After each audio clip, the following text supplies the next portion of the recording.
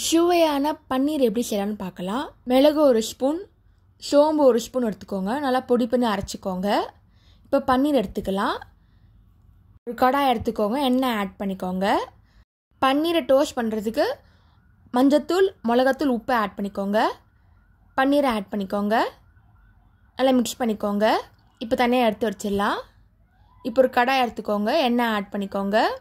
தாளிக்கிறதுக்கு கடுகு, சோம்பு ஆட் பண்ணிக்கோங்க. 2 வெங்காயம் பொடியாக கட் பண்ணது, ஒரு தக்காளி எடுத்துக்கோங்க. கருவேப்பிலை, இஞ்சி பூண்டு பேஸ்ட் எல்லாம் ஆட் பண்ணிட்டே வாங்க. நல்லா வதக்கிக்கோங்க. இந்த மாதிரி கோல்டன் கலரில் ஆகணும். பண்ணிகிட்டே இருங்க. இப்போ கோல்டன் ப்ரௌன் வந்துருச்சு.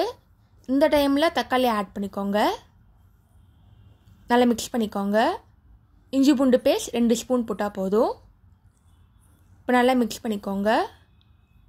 நல்லா சுண்டி வரணும். இந்த மாதிரி வரும். இந்த டைமில் மசாலா ஆட் பண்ணிக்கலாம். மஞ்சத்தூள், மிளகாத்தூள், உப்பு ஆட் பண்ணிக்கோங்க. நல்லா மிக்ஸ் பண்ணிக்கலாம். லைட்டாக தண்ணி ஆட் பண்ணிக்கோங்க. கிரேவி மாதிரி வரும். இந்த டைமில் அரைச்சி வச்ச மசாலா ஆட் பண்ணிக்கலாம். மிக்ஸ் பண்ணிக்கோங்க. ஃபைனலாக ரோஸ்ட் பண்ண பன்னீரை ஆட் பண்ணிக்கலாம். ஒரு சுவையான மட்டன் ஸ்டைலில் பன்னீர் ரெடி ஆயிடுச்சு.